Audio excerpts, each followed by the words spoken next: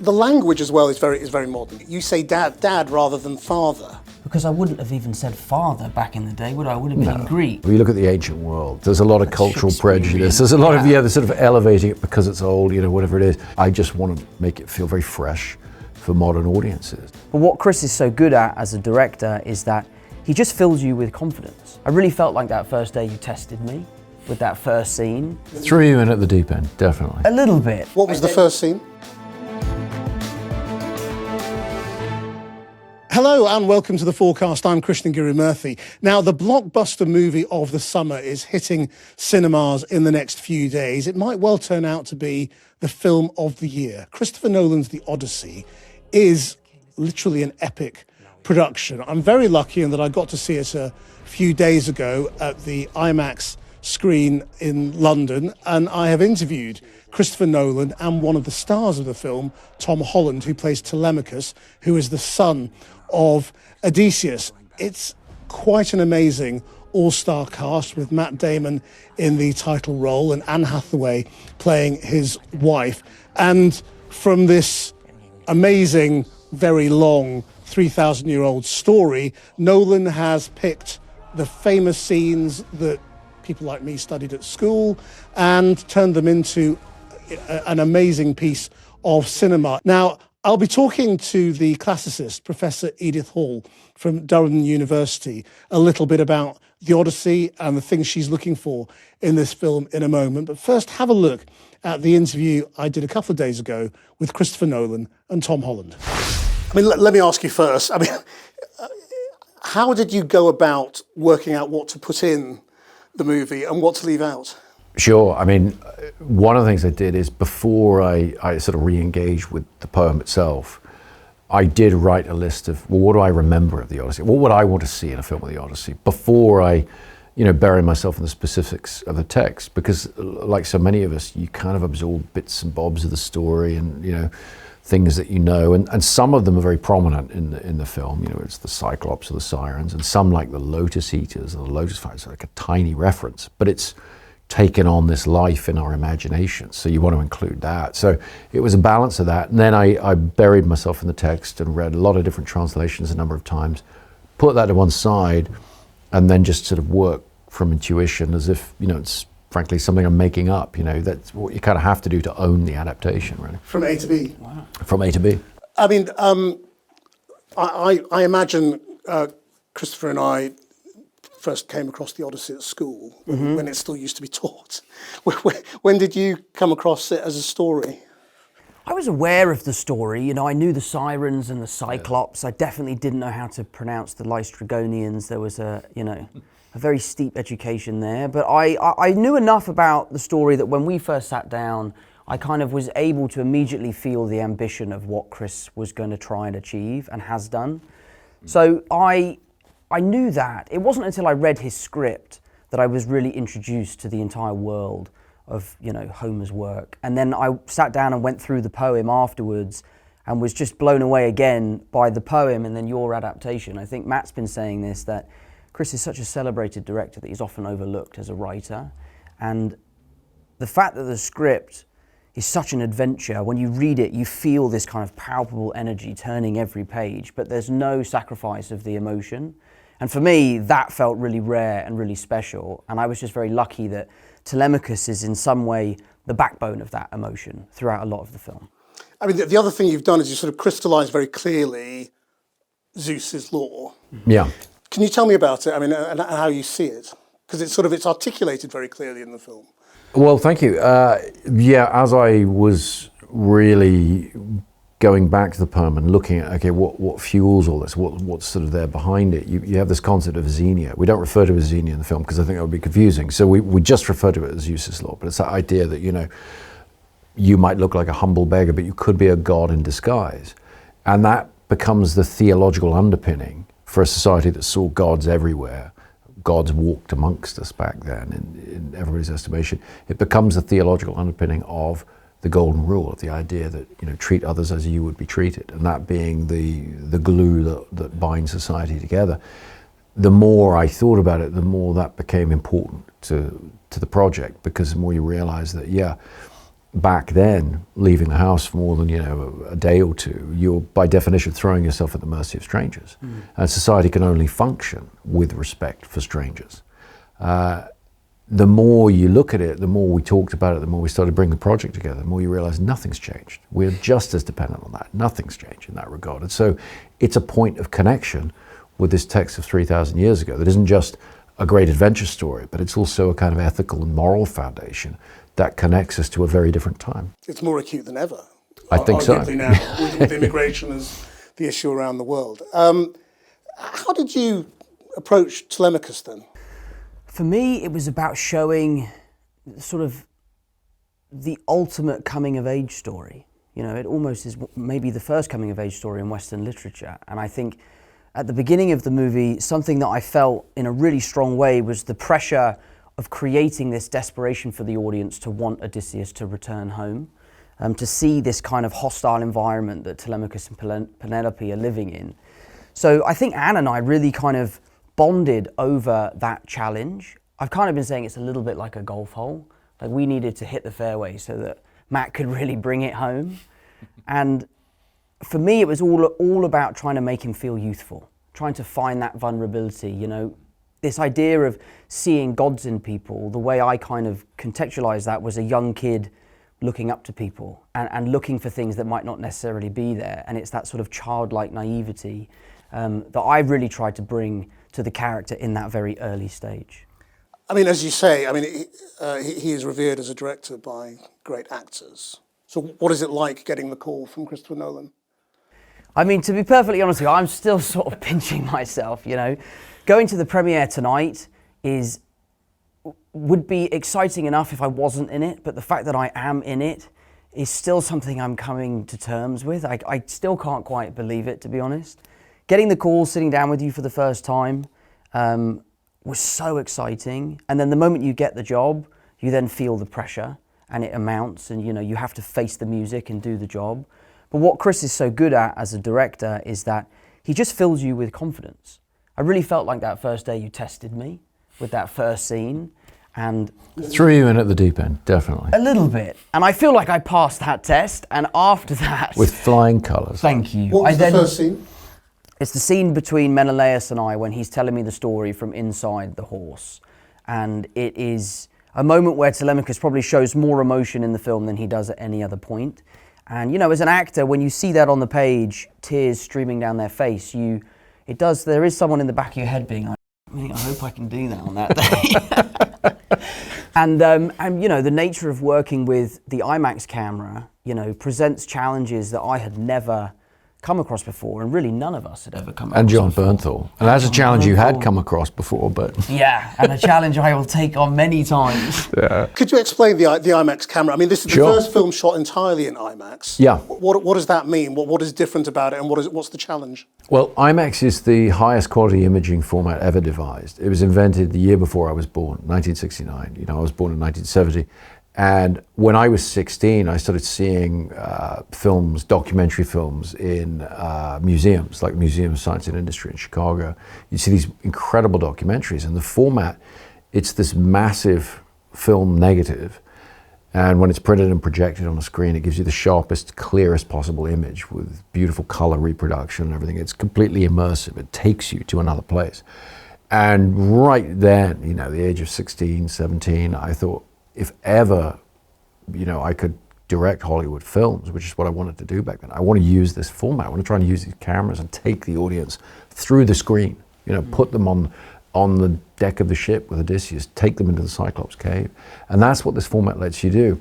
We started using the cameras on The Dark Knight to shoot the action scenes. So the introduction of Heath Ledger's Joker, that bank heist at the beginning of the film, that's all shot on IMAX. The truck flip on the streets of Gotham, that was done with the IMAX camera.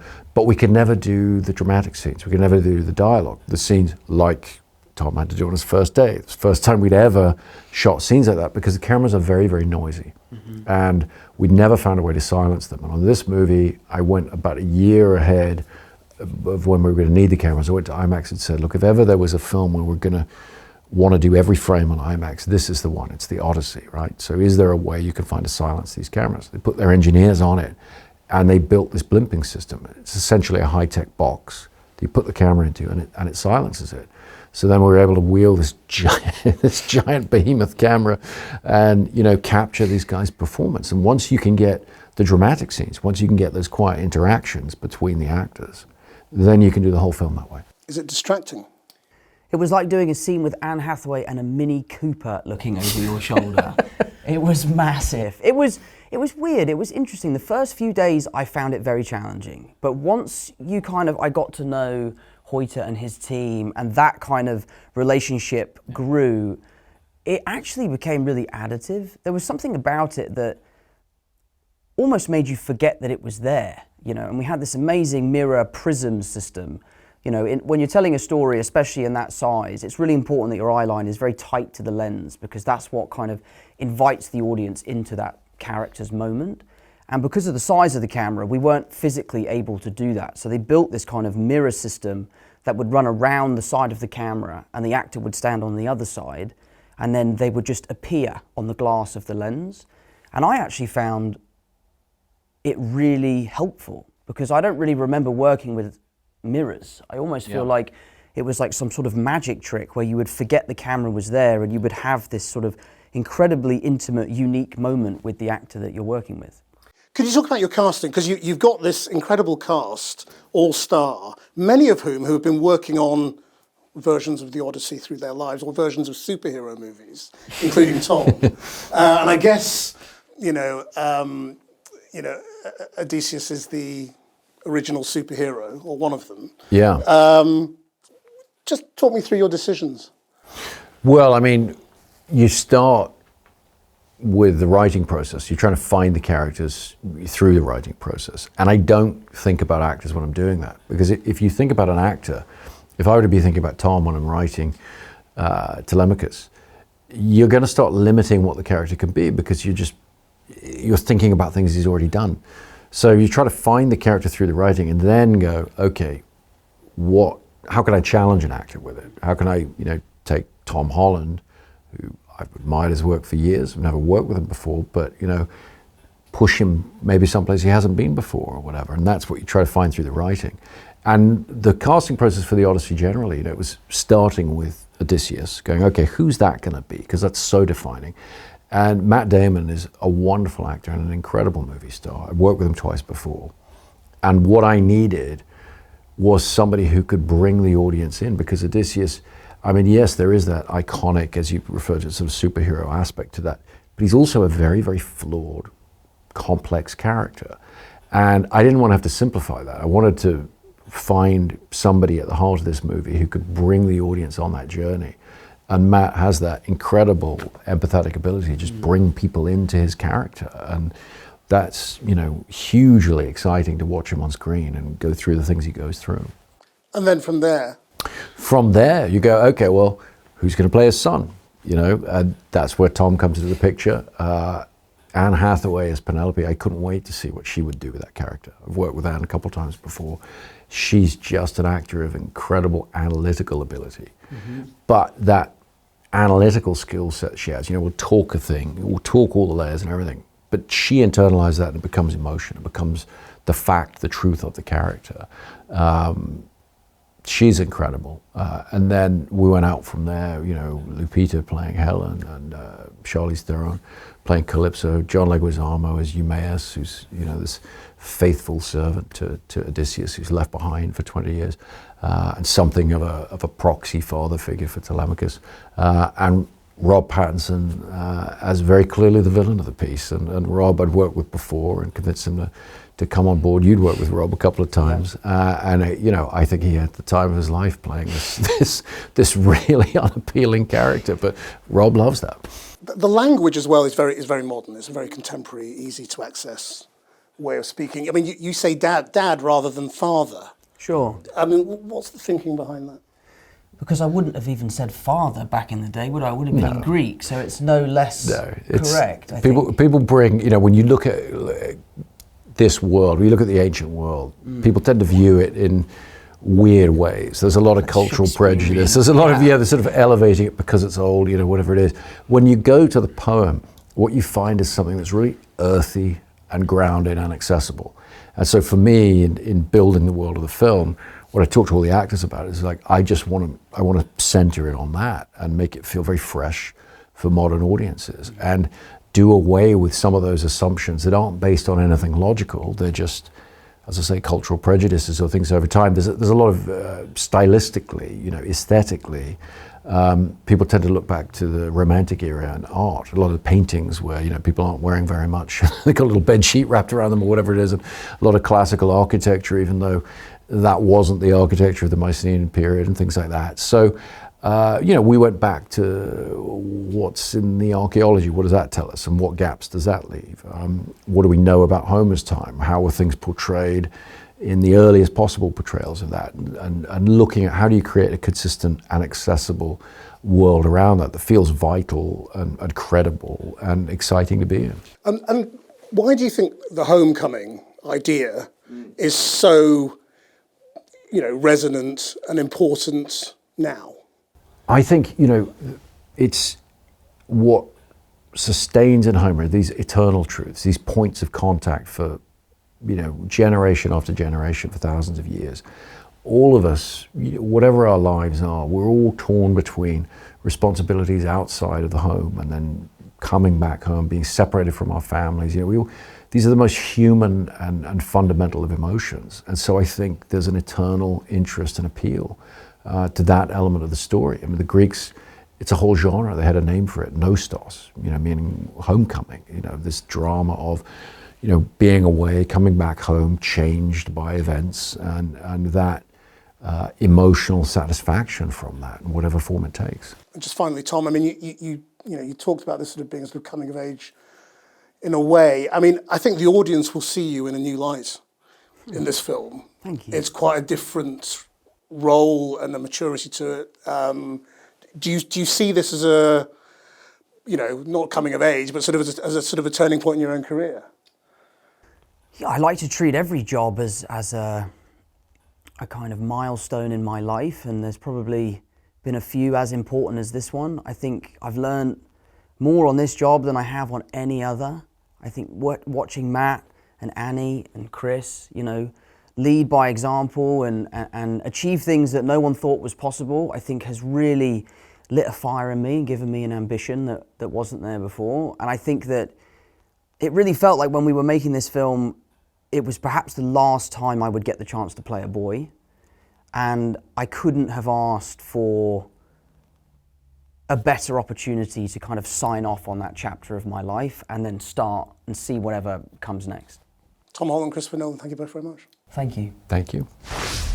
Well, Edith, I have a bit of an advantage because I've seen the film and you haven't, of course, but you must be thrilled as a classicist that, a great work is being interpreted by a great director.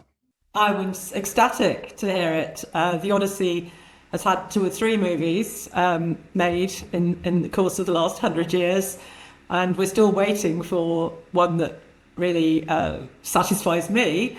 But I'm always thrilled when popular culture gets hold of these great ancient texts, because it can do nothing but my subject good, and we almost always see an uptick in applications for classics courses at universities in the wake of a great director like this taking to the ancient world.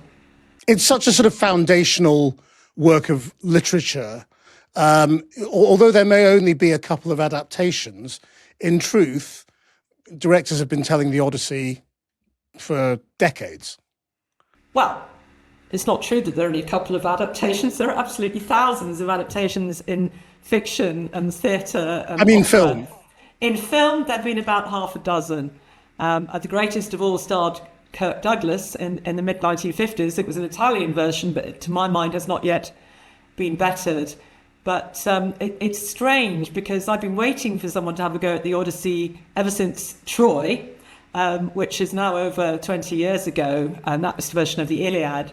And it's taken a very long time to come. But imagine my joy when it was none other than Christopher Nolan, who is such a rightly esteemed film director and particularly good at cinematography. And I think that the Odyssey is particularly crying out for that visual, spectacular element. What do you think are the key themes that keep rearing their heads in storytelling in general? Well, with the Odyssey, it's the return myth. It's the actual ancient Greek word that we use in nostalgia, which means sort of pain for the past. It actually means just the homecoming. And I think the homecoming, the person who's been away for a very long time and then comes back, is an absolute staple of every kind of storytelling. You only have to look at soap opera for people coming back to the square after 5 years or 10 years or 20 years. But more importantly, the Odyssey is the mother of all stories. The Odyssey's plot has given rise not just to homecoming stories, but it's the father of the revenge narrative. So every Clint Eastwood movie you've ever seen, where we wait through 3/4 of the film for the great shootout when the hero defends his home and his wife and his son and his other children, we get that in the Odyssey. You know, the bloodbath. It's like the OK Corral in Ithaca. It's a road movie. You've got people on the move, travelling through different places. It's a romance. You've got separated lovers reunited after endless perils and ordeals. After 20 years, they finally get into bed in book 22 of 24. And it's the father of science fiction. Every island that Odysseus visits, which has got some different supernatural creature on it or something strange about that civilization, is like Captain Kirk landing on serial planets in every episode of Star Trek. So it's the parent of so many different kinds of narrative that it's hardly surprising that it's still with us. Now, Nolan's really interesting in that he's not sort of didactic. He doesn't talk explicitly about politics or modern themes that he's trying to sort of hammer home in the movie. But one of the big themes of his adaptation is what he's called Zeus's law. And he's boiled it down to the question of how strangers are treated when they arrive somewhere new. With a refrain along the lines of, treat visitors as you would like to be treated yourself. And obviously it's an incredibly current theme given the obsession with immigration in America and Europe. And I asked Nolan about that, and he wouldn't quite sort of go there and say that explicitly, but it's blindingly obvious when you watch the film. I mean, in terms of Zeus's law, it's a bit more complex than that, isn't it? Well, it's both more complex and much more sort of powerful and lethal and toxic. The word in Greece is xenia, which is in art xenophobic. It's how you treat the other. Now, this traditionally gets translated as hospitality, Zeus's law of hospitality, which I can't stand because it makes you think you're doing something about package holidays or something. It's absolutely crucial in a pre-industrial society like this, how you are treated when you are in territory where you have absolutely no kin or protectors or patrons. And equally, how you treat some alien who you know absolutely nothing about, who lands up in your country and could have poisons under his toga or daggers, up his bum or whatever. This is about life and death. And this is why the ancient Greeks had an unwritten law. They actually called it one of their agrapha nomima, not written down laws, that any stranger had to be treated with absolute sanctity. And if you didn't, then Zeus is going to smite you with his fiery thunderbolt. And most traditionally minded Greeks really believed that. And so many of the stories about that. But the only artwork that is about xenia consistently in almost every book is the Odyssey. I mean, there are reasons why it's called the epic of this law of Zeus. And you have incredibly bad examples of how to treat other people when you're in their houses, like the suitors eating Odysseus out of house and home and trying to have sex with his wife and kill his son, or Polyphemus eating people who are in his cave. But you equally have very good examples, such as the way Odysseus is received on Nausicaa's island, Phaeacia, with magnificent feasts and gift-giving and a great celebration. So I couldn't agree with you more. I think it's actually allegorical treatment of transnational relations, and I'm not surprised Nolan doesn't want to come out sounding political because he's box office, but actually all his films have got an underlying, at least ethical tenor, whether you're talking about, the invention of nuclear warfare, it's tugging away there, or you're talking about Dunkirk, the Dunkirk spirit. I think he's ethical rather than directly sociopolitical. Or The Dark Knight. Yeah, exactly. But I'm delighted by this because the ancient definition of a great work of art, and it's very simple, and I use it in all my theatre and cinema reviewing, is that you give it a 4 if it's incredibly pleasurable or incredibly useful, like teaches you something. You only give something a 5 if it's both incredibly pleasurable and useful to society. And I'm going to see it on Tuesday to see that. But I will only be giving it a 5 if I'm enthralled throughout and morally edified. Well, I mean, in terms of moral, edified, the other sort of theme that I'll be interested to know what you think is the treatment of Ithaca and the sort of the decaying of Ithaca while Odysseus is away on his travels. And it also becomes a sort of a key theme to that whole question of renewal, the ability to restore a civilization, and what Odysseus is able to bring back with his homecoming. Well, I'm a bit worried about that because that was very much emphasised in the movie last year with Ralph Fiennes playing Odysseus.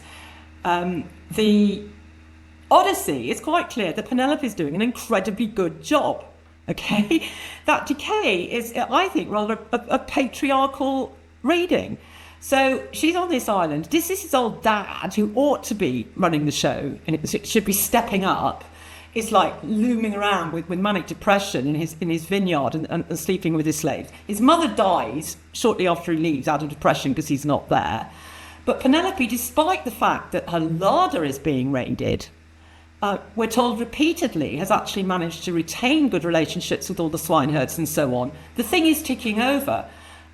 I'd be very, very sad if we get yet another dismal Penelope saved. I may have overstated it, and there is a good moment that you will enjoy, no doubt, where Penelope makes that point herself and says, you talk about the lack of a king. She gets annoyed with Telemachus, saying, you talk about the lack of a king. I've been the queen. I've been running this place, while he's been gone, and I've done a good job. But there is a sort of a patriarchal, overtone, I think, within, the suitors and the way they, abuse her hospitality and plot to replace Odysseus. And even in Telemachus's assumption that he must he must prepare to be the king. Penelope in the Odyssey is it's really remarkable because it's the only ancient reading of a myth where female intelligence is actually celebrated. All the other clever women like Medea and Clytemnestra, it's a problem. It's a threat to society. Odysseus actually says the thing is that she is like-minded with me. We are a pair. And they're shown to be cunning in same ways she tricks the suitors over the getting gifts from them and over the web. She's got exactly the same kind of cunning intelligence and resourcefulness as her husband. And that to me is very much a frontier mentality. If you're living on a little island where, like, you're having to, subsistence farming at the very limits with men going away a lot, whether to fish or to fight, then actually a really powerful and resourceful woman is a huge asset and not something to be feared. That makes the Odyssey actually the least patriarchal of all the ancient texts, is that Penelope's nous is celebrated. And Odysseus says, however beautiful Calypso is and however much she's going to be able to make me immortal, she's not the one. I want my real life wife. So I still cry over that bit of the Odyssey when he says no to Calypso, because that's the sort of husband that I want. The real problem is that women aren't allowed, I just think Penelope should have been allowed a few affairs. Well, Odysseus is away. Why can't Penelope have a little bit of sex on the side as well? Yeah, because he did. Yes. You say when these sorts of things happen, when there's a lot of excitement around the classics, you get a increase in interest academically. I mean, where is classics at the moment, in terms of university popularity and the extent to which people want to study it? Because there have been obviously sort of some modern interpretations in literature which have gone, wild and very, very popular. Have they had the same kind of impact? Indeed, they have. So at the universities of Durham and King's College London, which are the ones of my last two jobs, I've noticed many UCAS forums where people say, when they're giving their personal statement, I was turned on to the classics by Madeline Miller's Achilles, or Natalie Haynes' Thousand Ships, or Pat Barker's Silence of the Girls, or something. Absolutely, it has a direct impact. I've been leading since 2016 a campaign to get the two courses, Classical Civilization and Ancient History, expanding in the state sector where 93% of our kids go. These are courses which brilliantly combine different sources, including the Odyssey, from antiquity in translation. These can be taught economically. They can be taught by a teacher qualified in any subject. So we've been finding, say, a history teacher or an English teacher, sometimes even a PE teacher or a business studies teacher who's keen on the Greeks and Romans, and they can introduce these courses without the school having to pay a single penny. And since the campaign started, we've actually pretty much doubled the number of state school kids who have access to the ancient world. And I just want to ask you, about there's been an element of culture war around the build-up to this film, and it's been attacked on a couple of fronts. I just wanted to ask what your take is on this. One of them is about casting, and there have been criticisms from the far right about the inclusion of Black and Asian actors and a trans actor as well in this cast. And also some criticism from Greeks who have said there aren't, where are the Greeks in this film? This is a Greek story and you haven't used Greek actors. Do you think any of that matters? The first one, no. The second one, yes. I applaud race-blind casting in every sense, but in particular for a story set in the Eastern Mediterranean. The Eastern Mediterranean was an absolute ethnic melting pot. The Greeks, wherever they colonised, intermarried. It's quite unusual. So you had hybrid communities all around. Greeks colonised Libya, Cyrene. They intermarried with all the local women. The Greek pictures of Greeks in Egypt are all really quite dark brown. Cypriots are brown. The Greeks were a brown people, and they intermarried and had children with black people, with redheads from the Balkans. It was a complete ethnic melting pot that is going to be very well reflected with race-blind casting. I actually would rather they have more and more sort of Middle Eastern-looking brown people, because that's the true picture. When it comes, and I couldn't care less about trans actors. Who cares? It's just such a last 20th century question. On the Greeks, call me an old-fashioned Philhellene if you will, but it wouldn't have taken much effort. There are some outstanding Greek cinema actors of both genders, and more than that, I think it's as a nod to Hollywood history. Greeks very often change their names, but some of the most famous, Greek actors in Hollywood, were actually Greeks. Jennifer Aniston is a Greek. It would not have been difficult to make the Greeks extremely happy by giving one or two major roles to people at least of Greek heritage. So I think he did miss a trick there. And then the final one is language, where the language is quite informal. It's very contemporary. Telemachus talks about his dad rather than his father. Is that kind of adaptation exactly what we need? If you want to hear the very beautiful language of Homer in the dactylic hexameter, there are plenty of resources online for you to do so. But the Iliad is actually, the Odyssey is actually surprisingly colloquial in places. Emily Wilson's translation was apparently consulted in the course of this, which she uses words like mummy and daddy, because that's actually what the ancient Greek says. But the important point is the quality of the modern artwork. It shouldn't be tested against its prototype. The importance is whether this makes convincing cinema, whether speech, I'll be assessing whether it actually makes emotional sense on its own linguistic terms. What other politics are you looking out for? and I'm not alone amongst scholars, regard the Odyssey as actually a very colonialist text. So, for example, and in particular, the episode with the Cyclopes has been read by African Americans as some sort of metastasized primitive community of humans, which Odysseus is himself deeply.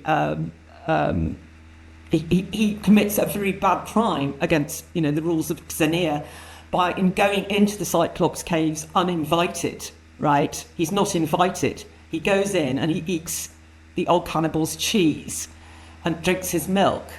And the whole Odyssey is actually the mindset of the archaic ancient Greeks who were engaged in colonizing, going into other people's countries, defeating the natives, importing their own customs, founding cities, exploiting the natural resources, farming, mining, cutting down trees, and marrying into the local women, very often after rape.